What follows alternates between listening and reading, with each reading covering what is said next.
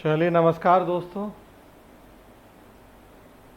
आज हम झारखंड पीसीएस में पब्लिक एडमिनिस्ट्रेशन और गुड गवर्नेंस का जो एक 100 नंबर का सेक्शन है उसकी क्लास शुरू करने जा रहे हैं। आप में से जो भी लोग झारखंड पीसीएस का एग्ज़ाम दे रहे हैं तो आपको जानकारी होगी। जी नमस्ते।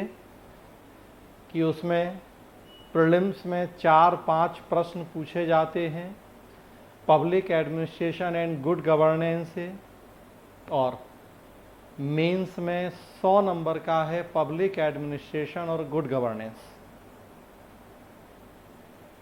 तो जो वो 100 नंबर का पब्लिक एडमिनिस्ट्रेशन और गुड गवर्नेंस है उसके लिए ये एक क्लास शुरू करने जा रहे हैं। आज से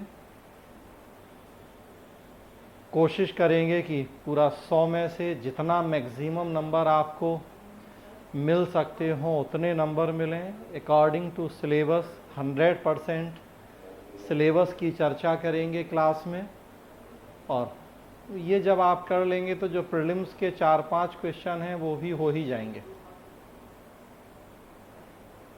थोड़ा सा मैं झारखंड का पैटर्न क्या है वो बता दूं संक्षेप में आपको। वैसे जानकारी होगी, आप झारखंड की तैयारी कर रहे हैं तो।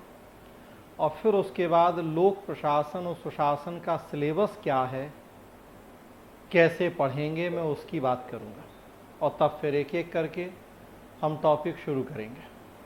तो जैसा आपको जानकारी है, सारे एग्ज़ाम्स की तरह झारखंड पीसीएस जेपीएससी भी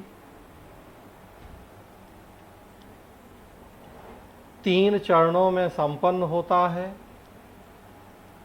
सबसे पहले प्रीलिम्स, फिर मेंस और फिर इंटरव्यू। सबसे पहले प्रीलिम्स, फिर मेंस और इंटरव्यू। अब आ रही आवाज़? अच्छा, तो मैं बात कर रहा हूं, चलिए एक बार रिपीट कर देता हूं। झारखंड लोक प्रशासन और सुशासन के लिए हम आज से क्लास शुरू कर रहे हैं। झारखंड मेंस में 100 नंबर का है पब्लिक एडमिनिस्ट्रेशन और गुड गवर्नेंस, और प्रीलिम्स में 4-5 प्रश्न पूछे जाते हैं इससे। तो उसकी हम क्लास शुरू करने जा रहे हैं आज से। थोड़ा सा क्या पैटर्न है झारखंड पीसीएस का उसकी बात करेंगे बहुत संक्षेप में, और फिर लोक प्रशासन और सुशासन का सिलेबस क्या है झारखंड के लिए उसकी चर्चा होगी। तो बाकी पीसीएस की तरह यहाँ भी प्री, मेंस और इंटरव्यू, इन 3 चरणों में एग्ज़ाम संपन्न होता है। Prelims as usual qualifying. Prelims में 2 पेपर हैं, एक जीएस है और दूसरा झारखंड स्पेशल।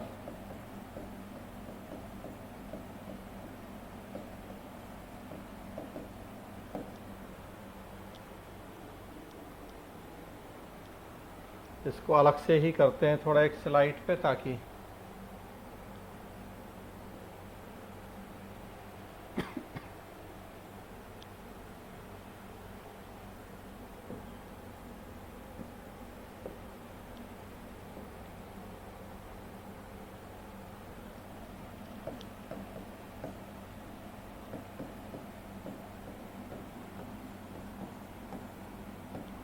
झारखंड पीसीएस 3 चरणों में संपन्न होनी है प्रक्रिया। Prelims, mains, interview. प्रीलिम्स में 2 पेपर होंगे, एक जीएस और दूसरा झारखंड स्पेशल।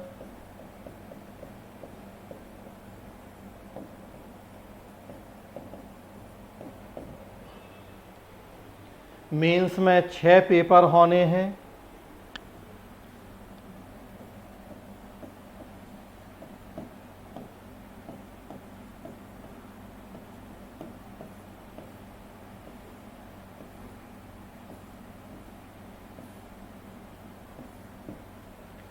6 पेपर होंगे मेंस में।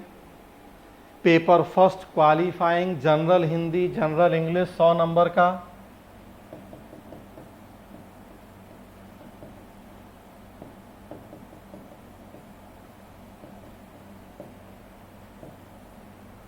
पेपर सेकेंड होगा 150 मार्क्स का लैंग्वेज एंड लिटरेचर।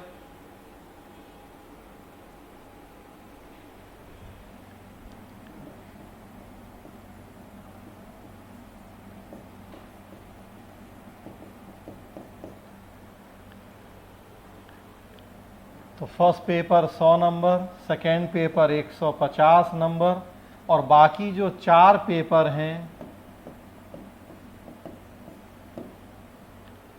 ये 4 पेपर जीएस, चारों पेपर 200-200 नंबर के हैं।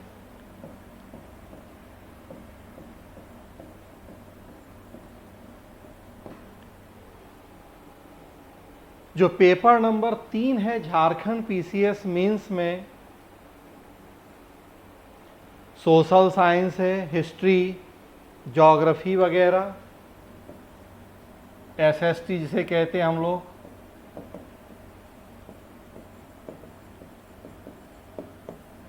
सौ नंबर का हिस्ट्री, 100 नंबर का ज्योग्राफी। जो पेपर फोर्थ है Indian constitution, polity plus public administration and good governance.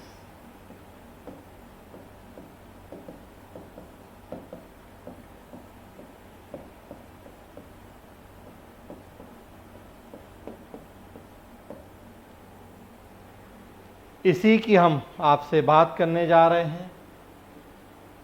Paper fourth 200 number का, 100 नंबर का, उसमें इंडियन कॉन्स्टिट्यूशन एंड पॉलिटी, इसकी भी क्लास करेंगे बाद में। फिलहाल जो दूसरा 100 नंबर है इसमें public administration and good governance, उसकी हम आपसे फिलहाल बात करने जा रहे हैं। ये कहें कि कोर्स करने जा रहे हैं public administration good governance 100 number. 100 number मतलब अच्छा खासा रोल, लगभग 10% के आसपास रोल है इसका।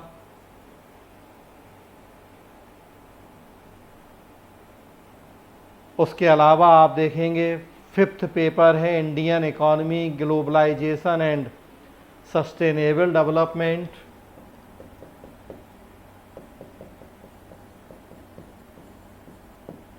$200 नंबर। और पेपर 6 है general science, environment and technological development.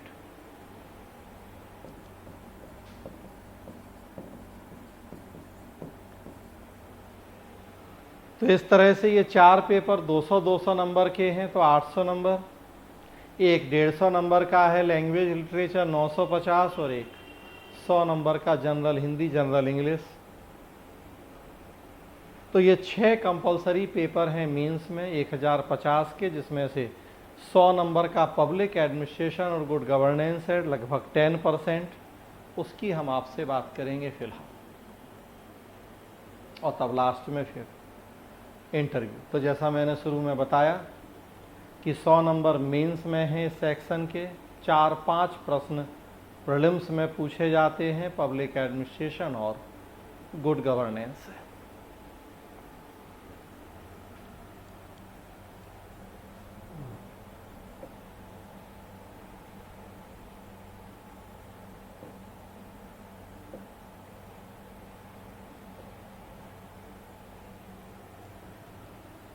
चलिए अब यहाँ आपके सामने स्क्रीन पे सिलेबस है। सामान्य अध्ययन जीएस पेपर 4 हम बात करेंगे स्पेशली झारखंड के लिए। खंड व लोक प्रशासन और सुशासन section B public administration and good governance. Syllabus में टोटल आप देखेंगे तो 12 नहीं, टोटल डिवाइड किया है 1 2 3 4 5 6 7 8 9 10 जी 12 टॉपिक कहें या 12 यूनिट कहें, उसमें डिवाइड किया है लोक प्रशासन और सुशासन को।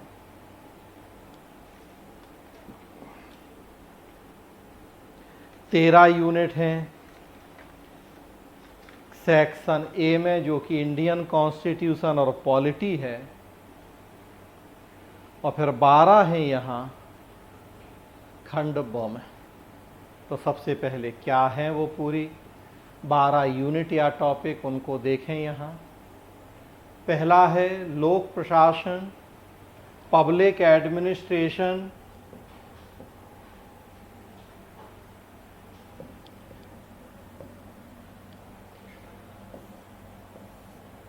परिचय, अर्थ, क्षेत्र और महत्व। Introduction, meaning, scope and significance. दूसरा सार्वजनिक और निजी प्रशासन, public and private administration, public and private administration.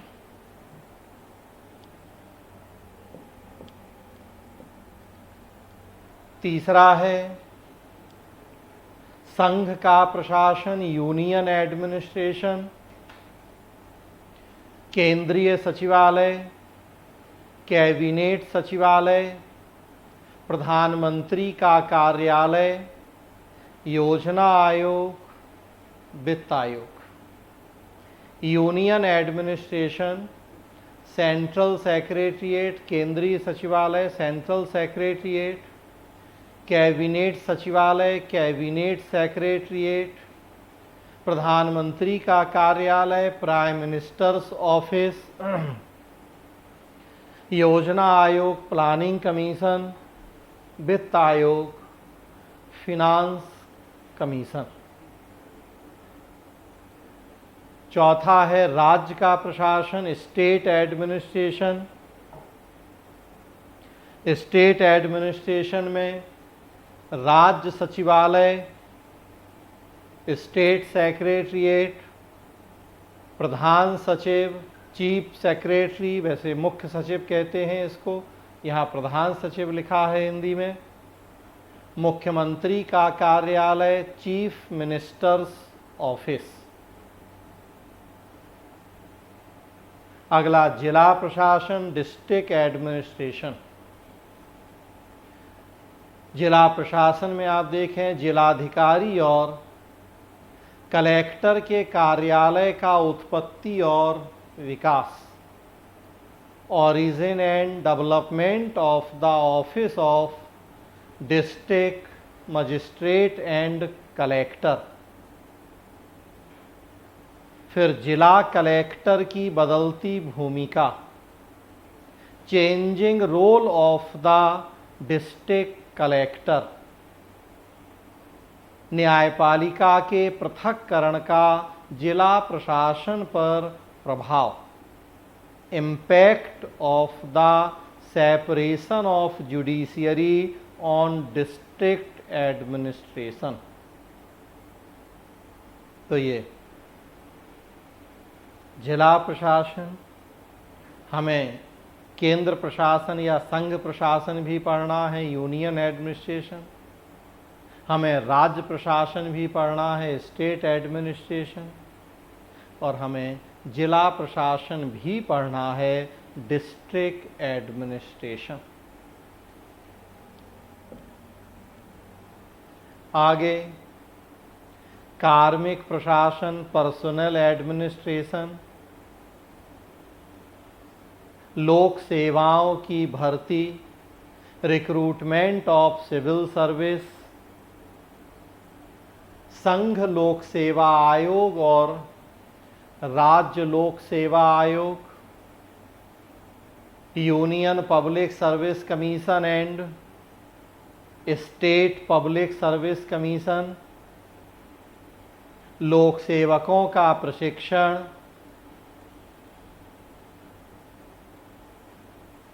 Training of civil servants, नेतृत्व और इसके गुण, लीडरशिप एंड इट्स क्वालिटीज, सेवकों का मनोबल और उत्पादकता, एम्प्लॉयज मोराल एंड प्रोडक्टिविटी। ये कार्मिक प्रशासन या पर्सनल एडमिनिस्ट्रेशन। अगला 7 नंबर देखें आप, प्राधिकार का प्रतिनिधित्व, केंद्रीकरण और विकेंद्रीकरण, delegation, centralisation and decentralisation of authority. 8 number नौकरशाही, ब्यूरोक्रेसी। सिलेबस है उत्पत्ति, इसके गुण और दोष, origin, its merits and demerits, नौकरशाही की नीति निर्माण और इसके क्रियान्वयन में भूमिका, role of bureaucracy in policy formulation and its implementation, नौकरशाही और राजनीतिक कार्यपालिका के बीच संबंध, nexus between bureaucracy and political executive, सामान्यज्ञ बनाम विशेषज्ञ, जनरलिस्ट वर्सेस स्पेशलिस्ट। ये नौकरशाही या ब्यूरोक्रेसी से जुड़े हुए टॉपिक हैं। अगला 9 नंबर विकास प्रशासन, डेवलपमेंट एडमिनिस्ट्रेशन। 10 नंबर आपदा प्रबंधन या डिजास्टर मैनेजमेंट। डिजास्टर मैनेजमेंट का जो सिलेबस है, कारण,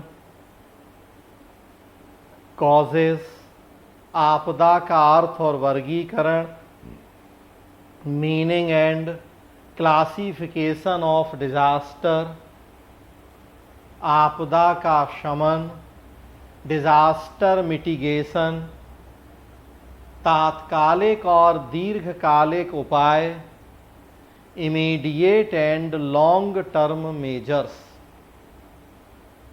ये आपदा प्रबंधन से जुड़ी कुछ बातें हैं। अगला है सुशासन, गुड गवर्नेंस। सुशासन या गुड गवर्नेंस थोड़ा बड़ी यूनिट है, चूंकि नाम ही है लोक प्रशासन और सुशासन, तो लोक प्रशासन से जुड़ी बहुत सारी बातें और सुशासन से जुड़ी बहुत सारी बातें। सुशासन खुद अपने आप में लोक प्रशासन का ही हिस्सा है। यहाँ अलग से मेंशन कर दिया है सिलेबस में ही लोक प्रशासन एवं सुशासन, तो स्वाभाविक सी बात है कि सुशासन को, गुड गवर्नेंस को पर्याप्त महत्व दिया गया है।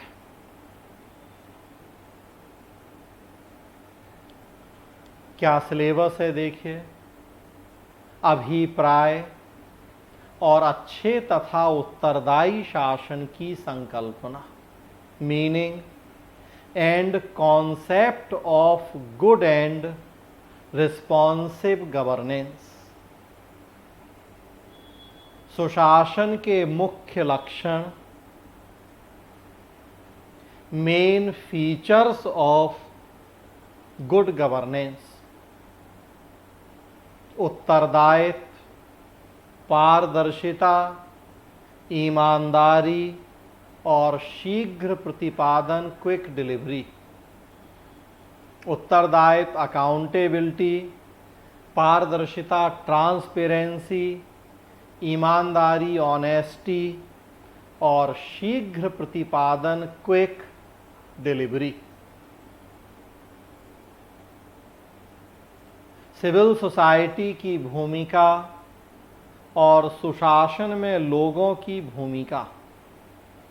Role of civil society and people's participation in good governance. शिकायत निवारण की प्रक्रिया, ग्रीवांस रिड्रेसल मैकेनिज्म, उसमें लोकपाल, लोकायुक्त, केंद्रीय सतर्कता आयुक्त।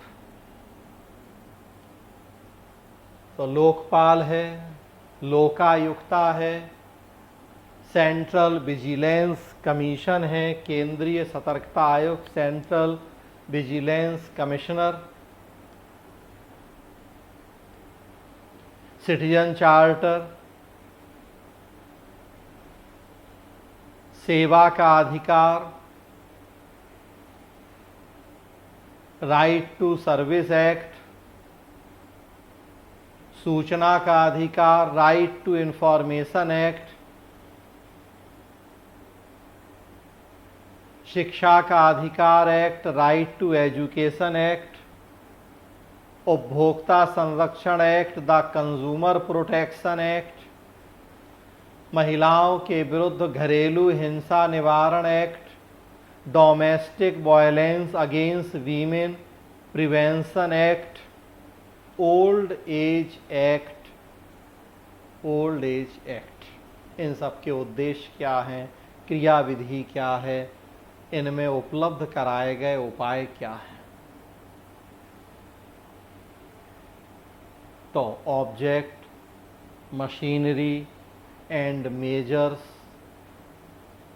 जो इन सारे एक्ट में हमें उपलब्ध कराए गए हैं, प्रोवाइड किए गए हैं। तो ये सुशासन या गुड गवर्नेंस। और लास्ट देखेंगे 12 नंबर, मानवाधिकार। मानवाधिकार, ह्यूमन राइट्स। अभिप्राय और संकल्पना, कॉन्सेप्ट एंड मीनिंग। मानवाधिकारों की वैश्विक घोषणा, universal declaration of human rights.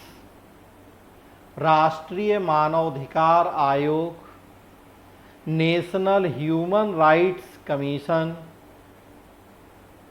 राज्य मानव अधिकार आयोग, स्टेट ह्यूमन राइट्स कमीशन। मानवाधिकार और सामाजिक मुद्दे, human rights and social issues. मानवाधिकार और आतंकवाद, ह्यूमन राइट्स एंड टेररिज्म। तो ये मानवाधिकार या ह्यूमन राइट, और कुल इस तरीके से आप देखेंगे तो ये 12 यूनिट का सिलेबस है यहाँ लोक प्रशासन और सुशासन। इसी की हम आपसे बात करेंगे।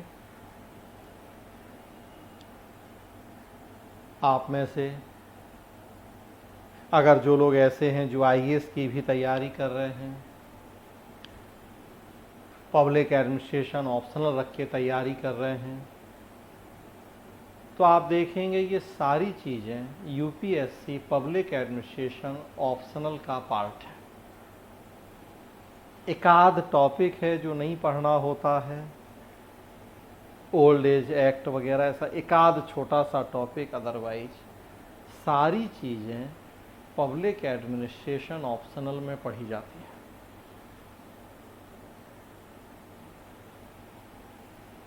मैं अतुल लोहिया पब्लिक एडमिनिस्ट्रेशन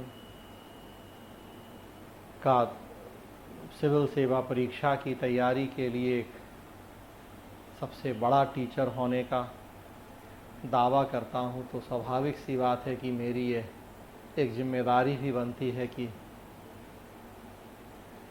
झारखंड में अगर इसे जीएस में शामिल किया गया है और या जहाँ जहाँ आप देखेंगे कि ऑप्शनल हटाए गए हैं स्टेट पीसीएस में, वहाँ हर जगह लोक प्रशासन को जीएस में प्रमुखता से स्थान मिला है। चाहे वो झारखंड देख ही रहे आप 100 नंबर, उसके अलावा राजस्थान है, छत्तीसगढ़ है, एमपी है, हर जगह लोक प्रशासन को जीएस में कंपलसरी किया गया है। तो फिर वैसी स्थिति में मुझे ऐसा लगता है कि फिर यहाँ मेरी ये मोरल ड्यूटी भी हो जाती है कि मैं बहुत सारे फ़ोन इस बीच में आए कि सर जो ये 100 नंबर का पवेट गुड गवर्नेंस है, इसका नोट्स, इसकी क्लास, इसकी कोई किताब, मैंने पता करवाया दिल्ली में तो मुझे कोई किताब नहीं मिली जो इस 100 नंबर के ऊपर लिखी गई हो। झारखंड में कहीं रांची वगैरह में अगर हो तो मुझे जानकारी नहीं, हालांकि वहाँ भी हमने कहा था पता करने के लिए, अभी तक मुझे कोई ऐसा पता नहीं लगा। तो फिर मुझे लगा समय नहीं होने से मैं अब तक नहीं कर पाया था इस पे काम, लेकिन अब मुझे लगा कि एक जो कि प्री संभावित है आगे झारखंड का मीन्स भी होगा ही, तो फिर मुझे लगा कि अब ये एक सही समय है कि हम एक क्लास करें झारखंड लोक प्रशासन और सुशासन 100 नंबर के ऊपर। जैसा मैंने कहा कि जो इंडियन कॉन्स्टिट्यूशन पॉलिटी है उस पर भी करेंगे, लेकिन वो पॉलिटी कॉन्स्टिट्यूशन चूँकि आसानी से बहुत और जगहों पे भी उपलब्ध है,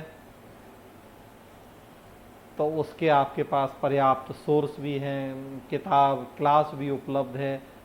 तो पहले ऐसे सेक्शन पे बात करना ठीक लगा मुझे कि जो अभी बिल्कुल अनुपलब्ध है लेकिन काफ़ी महत्वपूर्ण है, और फिर तब उसके बाद इंडियन कॉन्स्टिट्यूशन और पॉलिटी के लिए भी एक फिर क्लास शुरू करेंगे आगे भविष्य में। यहाँ इस क्लास में जितना हम आपको करवाएंगे सब हम करवा देंगे, पूरा 100% टॉपिक डिस्कस करेंगे आपसे। आप साथ साथ चाहें तो कुछ चीज़ें लिख सकते हैं, तो नोट्स भी यहीं तैयार हो जाएगा आपका। अदरवाइज तुरंत नहीं, हाँ, लेकिन आगे आने वाले दिनों में हम प्रयास करेंगे कि इस सिलेबस के अकॉर्डिंग एक आपको कॉम्पैक्ट नोट्स भी उपलब्ध करा सकें। तो तुरंत नहीं हो पाएगा नोट्स उपलब्ध, लेकिन जैसा मैंने कहा कि आगे आने वाले दिनों में ज़रूर ये प्रयास होगा मेरा कि हम आपको एक नोट्स भी उपलब्ध करा सकें इस सेक्शन का। फिलहाल क्लास पूरी हम करेंगे, और आप चाहें तो साथ ही साथ इसमें नोट भी कर सकते हैं चीज़ें, flow chart, diagram, PowerPoint presentation, इन सब का यूज करते हुए हम आपको जो इतने ये टॉपिक हैं समझाएंगे। चूँकि 100 काफ़ी महत्वपूर्ण नंबर हैं, और सबसे बड़ी बात कि जो मैं आगे आपसे डिस्कस भी करने जा रहा हूँ, आप देखेंगे कि 100 नंबर में ऑब्जेक्टिव प्रश्न भी पूछे जाते हैं और सब्जेक्टिव प्रश्न भी पूछे जाने हैं। जनरली हम देखते और जानते हैं कि प्रीलिम्स में ऑब्जेक्टिव मल्टीपल चॉइस क्वेश्चन होते हैं, एमसीक्यू जिसे आप बोलते हैं, और मेंस रिटन जिसमें कि सब्जेक्टिव होते हैं। अब सब्जेक्टिव में कम से कम 15 शब्द से लेके 200, 300, 400 शब्द तक लिखने होते हैं, जहाँ जैसा। लेकिन यहाँ झारखंड में हम देख रहे हैं कि जो मेंस है उसमें भी एमसीक्यू पूछे जाने हैं, मल्टीपल चॉइस क्वेश्चन, और सब्जेक्टिव तो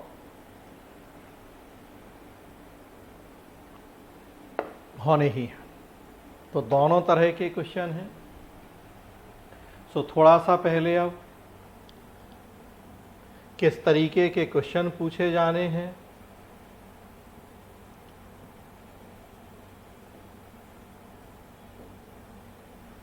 हम थोड़ा सा उसकी बात करें। अब तक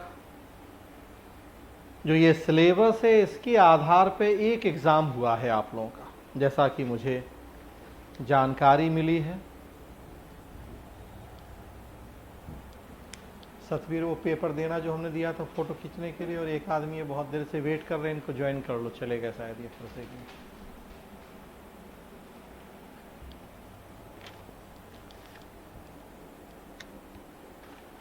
तो एक पेपर अब तक हुआ है जो ये हम नए पैटर्न की आपसे बात कर रहे हैं, झारखंड की पेपर है मेरे हाथ में, उसी की मैंने यहाँ फ़ोटो खींच के आपके सामने डाली है यहाँ स्क्रीन पे। तो आप देखेंगे, जैसा मैं बात कर रहा हूँ कि 200 नंबर का पेपर है ये। 4 पेपर 200-200 नंबर के होने हैं जीएस में। 4th पेपर है ये।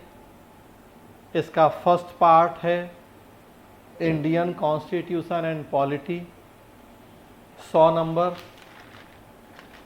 और सेकेंड पार्ट है लोक प्रशासन और सुशासन, public administration and good governance, 100 number. तो जो पब्लिक एडमिनिस्ट्रेशन और गुड गवर्नेंस है 100 नंबर, जिसकी अभी हम आपसे बात कर रहे हैं, आप देखेंगे कि इन 100 नंबर को डिवाइड किया गया है। 100 नंबर को डिवाइड किया गया है तो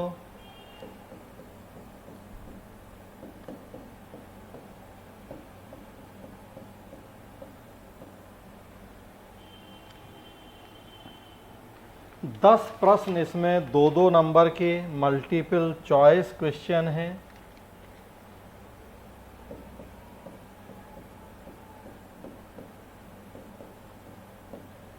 दो नंबर के हैं, मतलब 20 नंबर।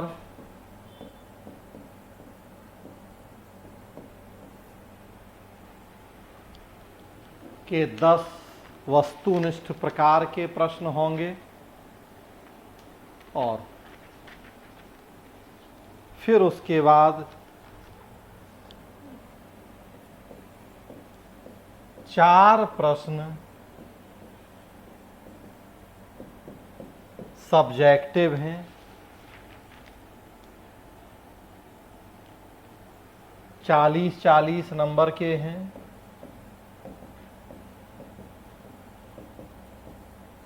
4 में से 2 आपको करना है, एनी 2 अटेम्प्ट करना है आपको। तो 40 और 40 80 नंबर हो जाएंगे, और 20 नंबर मल्टीपल चॉइस क्वेश्चन, तो कुल ये 100 नंबर होंगे। अब इस 100 नंबर में आप देखेंगे कि जो 2-2 नंबर के वस्तुनिष्ठ हैं, ये तो पूरा 20 में से 20 हमें मिलेंगे। बस थोड़ा सा ये जरूर है कि हमें उस अप्रोच को भी ध्यान में रखते हुए बात करनी होगी। जनरली मेंस में फैक्चुअल चीज़ों को कई बार हम नज़रअंदाज करते हैं, कॉन्सेप्ट पे फोकस ज़्यादा होता है, क्योंकि सब्जेक्टिव बातें होती हैं, समझ के आधार पे हमें लिखना होता है। फैक्ट उतनी याद कई बार नहीं रह पाते लोगों को, तो इसलिए फोकस प्रीलिम्स में फैक्ट के ऊपर ज़्यादा हो जाता है, जबकि मेंस में फोकस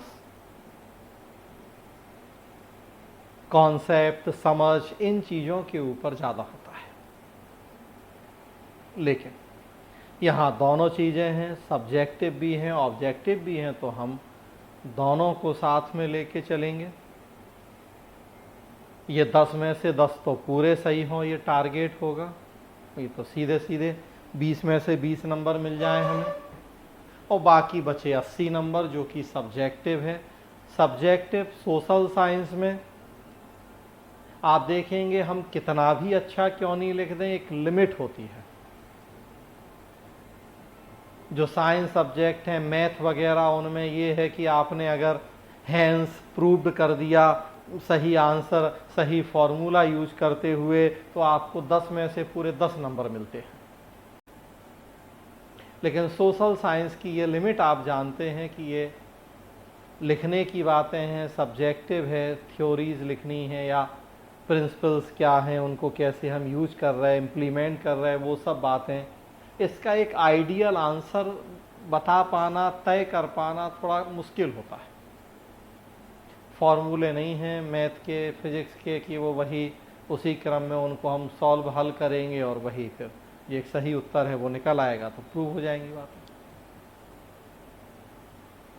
तो 80 में से 80 मिलेंगे ये दावा तो नहीं कर सकते हम यहाँ। हाँ, लेकिन 80 में से जितना भी मैक्सिमम एग्जामिनर दे सकता होगा उतना देगा वो, हम इसके लिए प्रयास करेंगे। 70% भी हम माने तो 55-56 नंबर 80 में से, और अगर और ज़्यादा देता है तो भाई अगर उसकी देने की क्षमता है तो हमारी लेने की क्षमता तो होगी। हाँ, बस अब वो सोशल साइंस के सब्जेक्ट्स की जो लिमिटेशन होती हैं वो सारे सोशल साइंस के सब्जेक्ट में है कि भाई 80 में 80 नहीं मिल सकता तो वो यहाँ भी रहे। फिर भी मोटा मोटी मैं उम्मीद करता हूँ कि 20 को पूरे मिलें, और इस 80 में से 55-60 भी अगर हम मान के चलें कि इतना तो देना ही चाहिए एग्ज़ामिनर को, अगर हमने अच्छा आंसर लिखा है, मतलब कुल 75 से 80 नंबर तो हम श्योर हो सकते हैं कि हमें मिल जाएंगे इस public administration and good governance में। और अगर 100 में से 80 नंबर मिल गए बहुत बड़ी बात है। और सोच के देखें, अगर सारे सेक्शन में हम ऐसी तैयारी कर लें कि 100 में से 80 मिल जाए, पॉलिटी कॉन्स्टिट्यूशन जो 100 नंबर का है उसमें भी ऐसा हो, हिस्ट्री 100 नंबर का है उसमें भी वैसा हो, ज्योग्राफी 100 नंबर का है उसमें भी वैसा हो, इकोनॉमी साइंस जो भी, तो फिर कहना ही क्या। 800 में अगर 8 सब्जेक्ट हैं और सब में 80-80 मिल जाएं तो 650 नंबर तो ही मिल जाएंगे, टॉप कर जाएंगे। बाकी से फिलहाल मुझे मतलब नहीं है। मैं यहाँ जो ये 100 नंबर हैं पब्लिक एडमिनिस्ट्रेशन और गुड गवर्नेंस, इनको सर्वोत्तम तरीके से हम कोशिश करेंगे पढ़ने और समझने की, ताकि अधिकतम अंक प्राप्त हो। तो यहाँ पेपर पूरा मैंने स्कैन करके यहाँ डाला है आपके सामने। 10 प्रश्न जो कि ऑब्जेक्टिव हैं, और फिर 10 प्रश्न आप देखेंगे। एक बार मैं प्रश्न भी आपसे थोड़ा सा चर्चा कर लूँगा यहाँ। तो ये ऑब्जेक्टिव प्रश्न है। क्वेश्चन नंबर 1 में ये 10 प्रश्न, और फिर उसके बाद देखेंगे 4 सब्जेक्टिव प्रश्न हैं, 40-40 नंबर। एक बार में 5 मिनट आपसे थोड़ा सा ये प्रश्नों पे भी चर्चा करूं और तब फिर आगे बढ़ूं। ये जैसा मैंने बताया कि अब तक नए पैटर्न से जो झारखंड में एकमात्र एग्जाम हुआ है उसका ये पेपर है। पब्लिक एडमिनिस्ट्रेशन और गुड गवर्नेंस के प्रश्न है। पहला प्रश्न है, who has coined the acronym POSDCORB? A Mooney, B Gulick, C Urwick, D Henri Fayol. POSDCORB परिवर्णी शब्द किसने दिया? बड़ा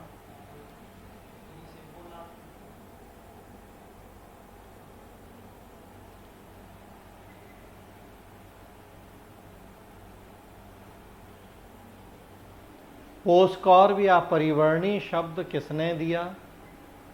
ए Mooney, B Gulick, C Urwick, D Henri फ्योर। तो अब देखिए यहाँ सिलेबस में एक टॉपिक है लोक प्रशासन का क्षेत्र, अभी हमने सिलेबस देखा। लोक प्रशासन की प्रकृति भी एक टॉपिक है।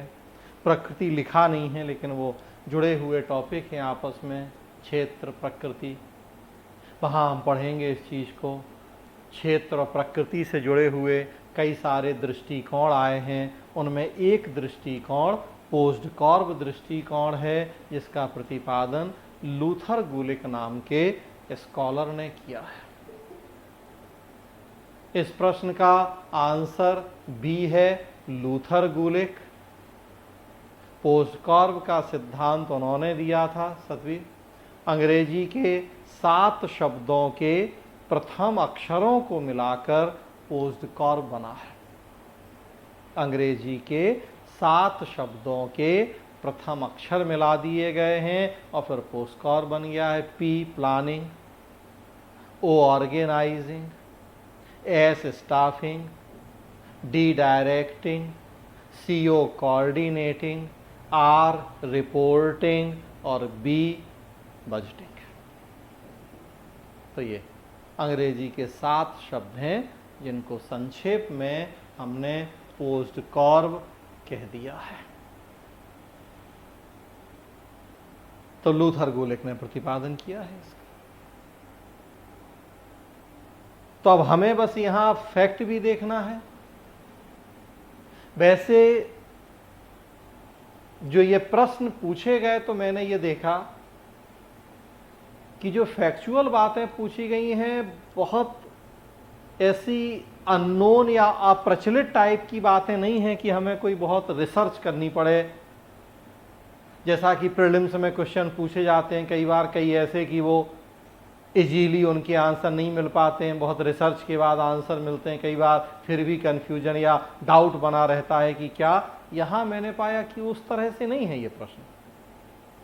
जो एक कॉमन कहें कि यूजुअली अक्सर चर्चा में रहने वाले फैक्ट हैं, मीन्स पढ़ते हैं तब भी उस तरह के फैक्ट्स की चर्चा होती है।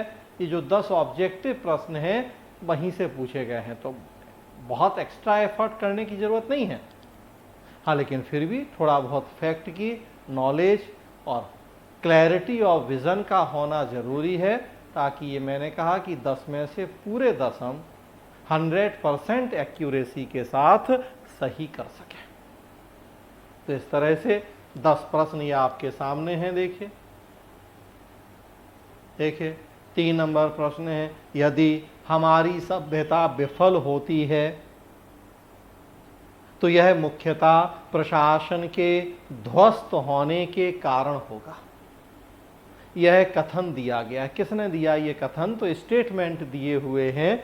किस विद्वान का स्टेटमेंट है? बहुत पॉपुलर स्टेटमेंट है। अक्सर मेंस में ये जो वो सब्जेक्टिव प्रश्न आप देख रहे हैं वहां पूछ लिया जाता है। यहां लिखा है यदि हमारी सभ्यता विफल होती है तो यह मुख्यतः प्रशासन के ध्वस्त होने के कारण होगा। यह कथन किसने दिया? तो ये देखिए यहां एक ऑब्जेक्टिव प्रश्न हो गया। If our civilization fails, it will be mainly because of a breakdown of administration. This statement has been given by। और सब्जेक्टिव में अगर यही प्रश्न पूछा जाए तो देखिए स्टेटमेंट तो वही रहेगा, यदि हमारी सभ्यता विफल होती है तो यह मुख्यतः प्रशासन के ध्वस्त होने के कारण होगा। और आगे हम उसकी जो लिखा है कि यह कथन किसने दिया उसकी जगह लिख दें कि कमेंट कीजिए, कमेंट ऑन दिस स्टेटमेंट, या व्याख्या कीजिए आप। और इस तरह से जो भी उसमें हम टेल वर्ड जोड़ दें तो अब यही देखिए वो 40 नंबर वाला प्रश्न बन जाएगा आपके लिए। लोक प्रशासन का जब महत्व पढ़ेंगे तो देखेंगे significance of public administration syllabus में लिखा हुआ है। लोक प्रशासन के महत्व से जुड़ा हुआ प्रश्न है ये। बहुत बड़ी बात कही गई है लोक प्रशासन के महत्व के संदर्भ में कि यदि हमारी सभ्यता विफल होगी तो ये प्रशासन की विफलता की वजह से होगा। मतलब दूसरे शब्दों में यहाँ कहा जा रहा है कि प्रशासन के ऊपर सभ्यता का सफल होना निर्भर होता है। प्रशासन का इतना महत्व है किसी भी देश या समाज में। देखिए आप ऑप्शन दिए हैं, A L D White, B Alexander Pope, C B Donham, D Edmund Burke. C answer इसका बी डोनम, डोनम नाम के विद्वान, उन्होंने का ये स्टेटमेंट है। सभ्यता विफल होती है तो इसके पीछे प्रशासन की विफलता सबसे बड़ा कारण होगा। पढ़ेंगे हम लोक प्रशासन का महत्व पढ़ेंगे तो।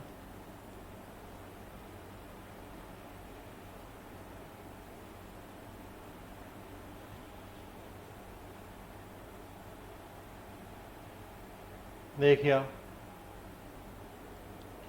5 नंबर प्रश्न है, योजना आयोग को प्रतिस्थापित करते हुए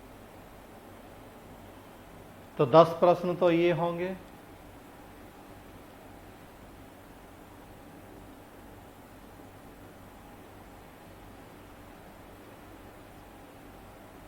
और तब उसके बाद आप देखिए तो फिर ये सब्जेक्टिव प्रश्न हैं। 40-40 नंबर के 4, 2 हमें इसमें से हल करने हैं। 2 नंबर प्रश्न आपके सामने हैं स्क्रीन पे। Discuss the meaning and significance of public administration in post globalised world. वैश्वीकरण उपरांत की दुनिया में लोक प्रशासन के अर्थ तथा महत्व की विवेचना कीजिए।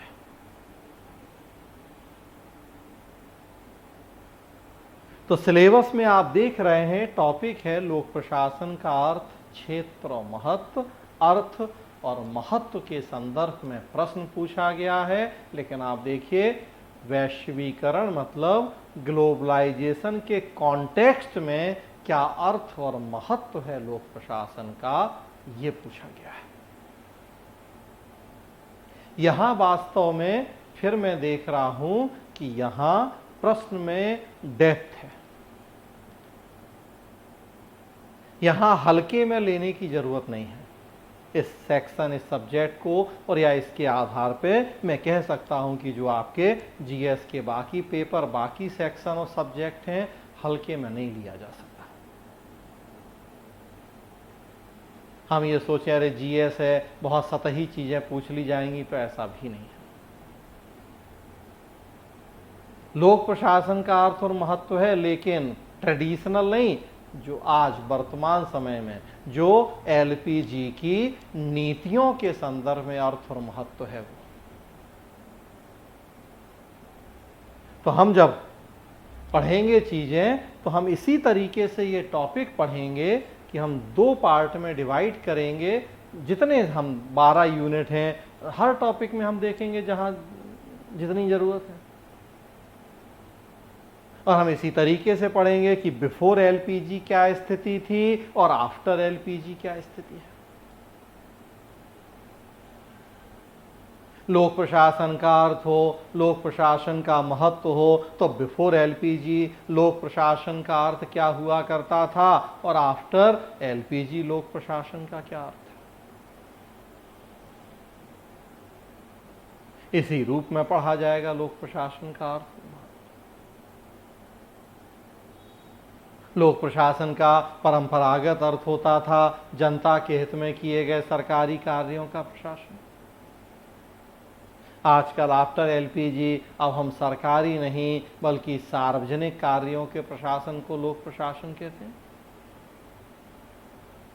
गैर सरकारी संगठन, स्वयंसेवी संस्थाएं, मल्टीनेशनल कंपनी, सबको आज हमने लोक प्रशासन में शामिल किया है। कॉरपोरेट सोशल रिस्पॉन्सिबिलिटी या निगमित सामाजिक दायित्व जैसी संकल्पनाएं प्रचलित हैं, और आज हम निजी क्षेत्र से भी उम्मीद कर रहे हैं कि वो जनता के हित के लिए काम करे, प्रयास करे।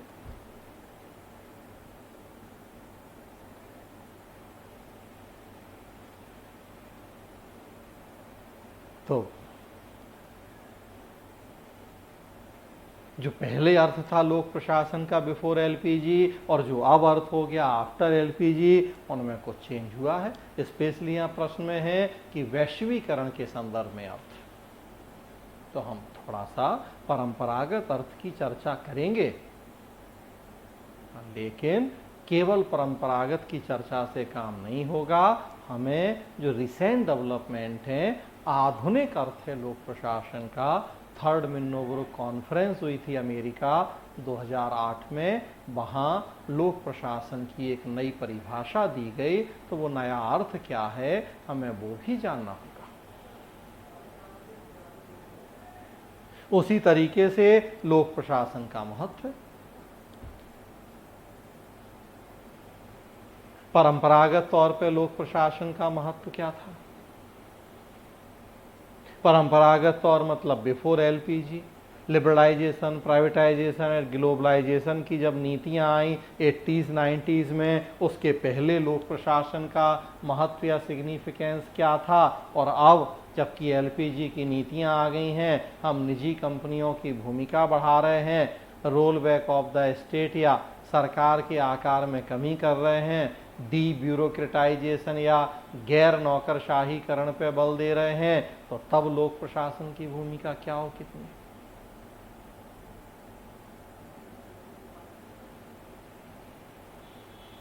भाई आजकल हर चीज़ में अगर हम प्राइवेटाइजेशन कर रहे हैं, निजीकरण कर रहे हैं, तो स्वाभाविक सी बात है कि फिर लोक प्रशासन का महत्व वर्तमान समय में कितना है, नहीं है, कम है, ज़्यादा है, ये प्रश्न उठना स्वाभाविक है।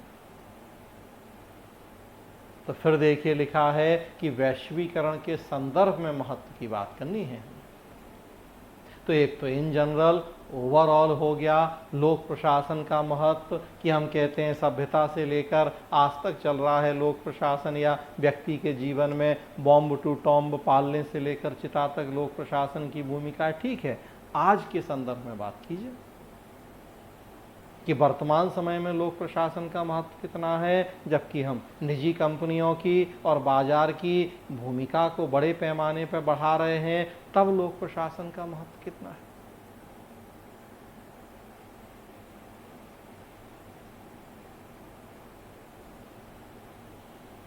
तो प्रश्न का स्टैंडर्ड कम नहीं है। जो लोक प्रशासन, ओवरऑल लोक प्रशासन की किताबें हैं यूपीएससी वगैरह ऑप्शनल, तो उसमें भी आप देखेंगे ट्रेडिशनल जो अर्थ है, महत्व है, उनकी तो बहुत विस्तार से चर्चा की गई है, लेकिन जो एलपीजी के संदर्भ में अर्थ महत्व हैं या चर्चा बिल्कुल नहीं है, या दो चार लाइन में चर्चा करके छोड़ दी गई है, जबकि प्रश्न पूरा देखिए उसी के ऊपर है कि वैश्वीकरण के संदर्भ में लोक प्रशासन का अर्थ और महत्व। तो पर्याप्त ध्यान देने की और पढ़े जाने की जरूरत है। सही ढंग से नहीं पढ़ेंगे तो न्याय नहीं कर पाएंगे। और मैंने कहा कि अगर मैं आपको ये सेक्शन पढ़ा रहा हूं, अतुल लोहिया, जरूरत नहीं है बताने की कि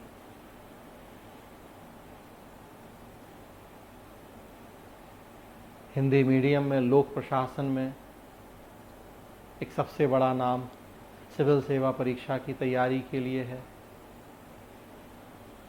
तो मतलब जो सब सर्वोत्तम हो सकता है, जो बेस्ट हो सकता है, वो मैं आपको यहाँ प्रयास कर रहा हूँ देने का। तो इस तरह से आप देखेंगे 4 प्रश्न फिर सब्जेक्टिव हैं। दूसरा प्रश्न है how the right to information act 2005 has achieved its desired objective of enhancing transparency in administration. If not, identify reasons and suggest the roadmap ahead. कैसे सूचना के अधिकार अधिनियम 2005 ने प्रशासन में पारदर्शिता के इच्छित लक्ष्य को प्राप्त कर लिया है, और यदि नहीं तो इसके कारणों को चिन्हित करते हुए आगे के मार्ग के लिए सुझाव दीजिए।